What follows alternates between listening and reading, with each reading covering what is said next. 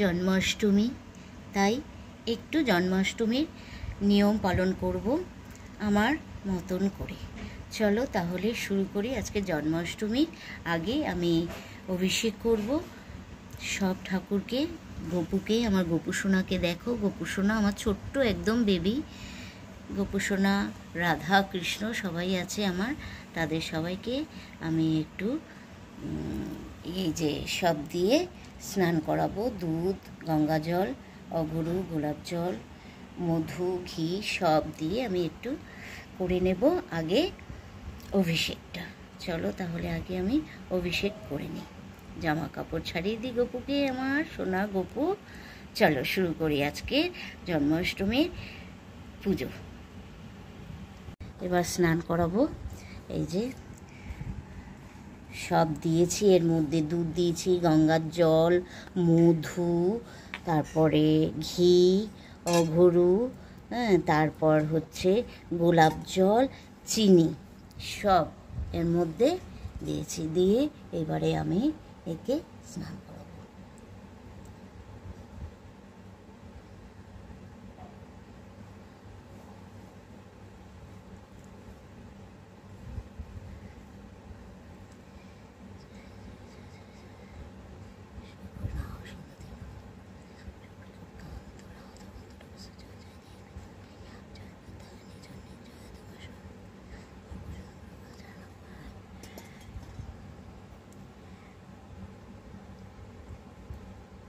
একটু গঙ্গার জল দিয়ে করে নিলাম, গাটাকে পরিষ্কার। এবারে গামছা দিয়ে গাটা, এই যে গামছা দিয়ে গা মুছিয়ে দেবো।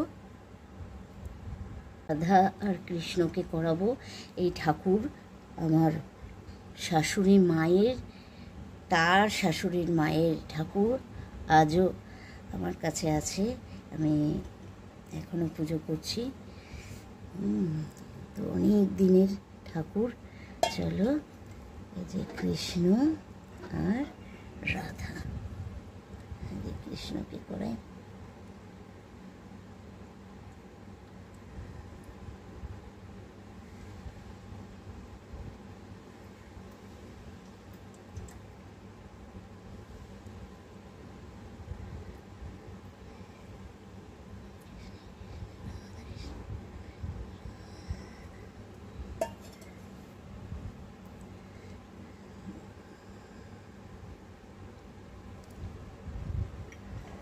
গা মুছিয়ে জামা পরিয়ে দেবো, সাইকে স্নান করাবো সব কিছু দিয়ে।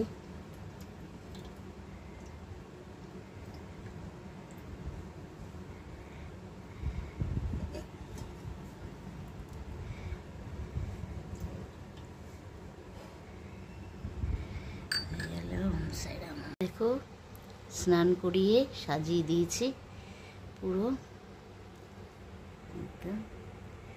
মালা, চুড়ি, বাঁশি, মুকুট সব পরিয়ে দিয়েছি। এই যে চুড়ি পরেছে, দেখো চুড়ি, গলার হার, বাঁশি, মুকুট সব পরিয়েছে। কৃষ্ণ, রাধা, আর এখানে আমার সাই।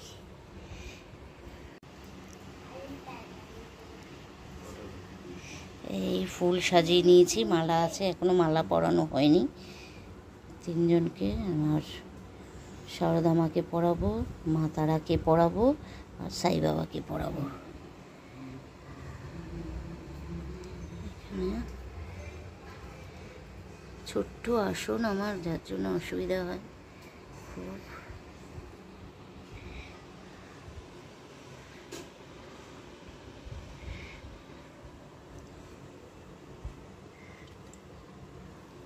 এই সকালের পুজো হয়ে গেল, সকালের পুজোটা করে নিলাম। এবারে রান্নাবান্না করব, সব কিছুরই শেয়ার করব। একটু হয়তো বড় হবে ভিডিওটা, একটু কষ্ট করে তোমরা দেখে নিও। জন্মাষ্টমীর পুজো, তার জন্য একটু কষ্ট করে তোমরা সবাই ভিডিওটা দেখো। হ্যাঁ, আজ একটু অনেক রকমের একটুখানি করব গোপালের জন্য। গোপালকে কেমন লাগছে একটু বলো আমার ছোট্ট ছোট্ট সোনা বেবি আমার একদম। কেমন লাগছে? বিকেলবেলায় আবার সাজাবো। চলো এবারে আমি রান্নার দিকে যাব। আগে তালের বড়া তোমরা জানোই, তালের বড়াটা তালটা করব, তালটা গুলে রাখবো, গুলে ওটাকে ব্যাটারটা তৈরি করব। চলো তাহলে শুরু করে দিই। দুধ বসিয়ে দিয়েছি, দুদিকে দুটো দুধ নিয়েছি। সেই দুধের একটা দুধ দিয়ে আমি মোহনভোগ বানাবো, মানে মোহনভোগ আর হচ্ছে ছানার কেক, এই দুটো বানাবো। চলো সবটাই তোমাদের সাথে শেয়ার করব। ছানাটা হয়ে গেছে আমার পুরো একদম ছানা হয়ে গেছে।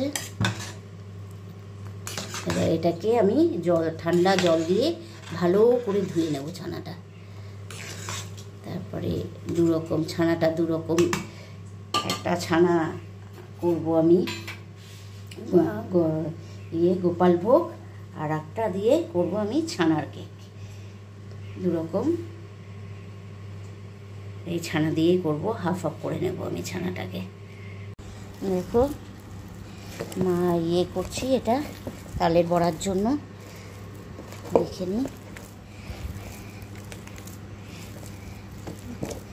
এর মধ্যে তাল দাও, একটু দুধ দাও, দুধ দিলে নরম। ব্যাস দাঁড়াও, আমি করি, দুধ দিলে নরম হবে জিনিসটা আর খেতেও ভালো হবে।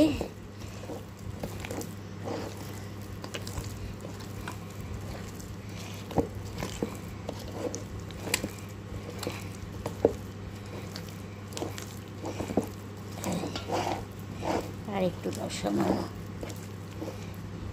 ভালো করে মাখ। ব্যাস ভালো করে মেখে নেব। একটু ধরো তো এরমভাবে। আমি মেখে দিই। হ্যাঁ একটু আটা দেবে নাকি? নারকেল এর মধ্যে নারকেল দিয়েছি। কথা বলতে নেই, দূর থেকে বলি।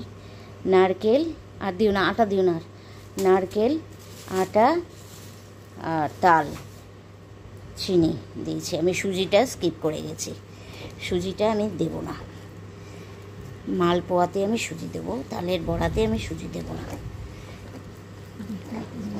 তাহলে আর একটু দুধ দাও, আমি এটাকে করি। হয় একটু দুধ দাও, দুধ দিলে আমি একটুখানি ফেটিয়ে নিই। ব্যাস এবারে এটাকে আমি মেখে নিই ভালো করে।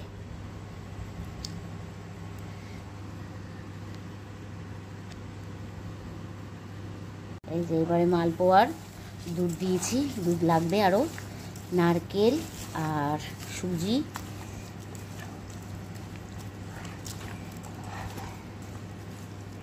চিনি দাও, আর দুধটা পুরোটা দিয়ে দাও এর মধ্যে। আর দাও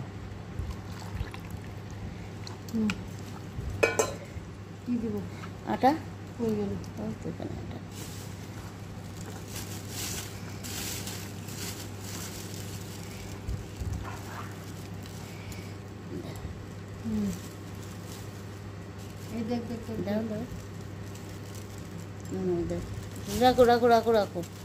রাখো আর লাগবে না। ময়দা আছে দেখো, মালপোয়াতে আটা দেয় না ময়দা দিয়ে করে বলো দেখি। চিনি দাও, একটু পাতলা করবো।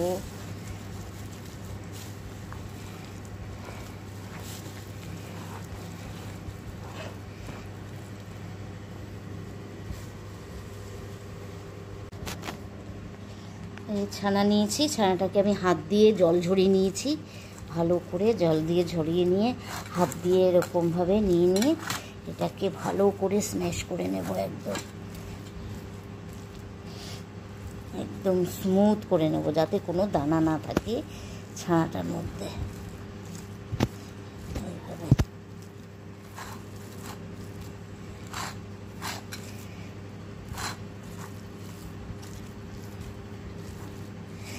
এই টোটাল ছানা আছে, এখান থেকে আমি করে হাফ করে নেব ছানার কেকটার জন্য।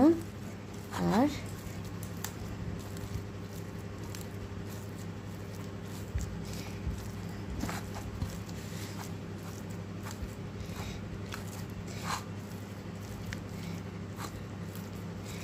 হাতের তেলও দিয়ে করলে ভালো হয়। আমার হাতে তালুতে ব্যথা, এর জন্য আমি এইভাবে করছি।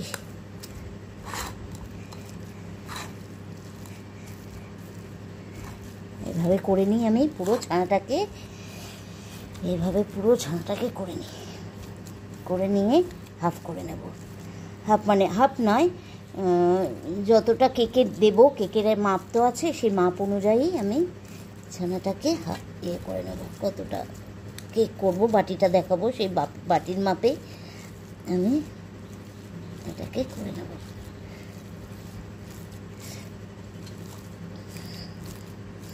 চলো এটাকে আমি করে নিই ভালো করে।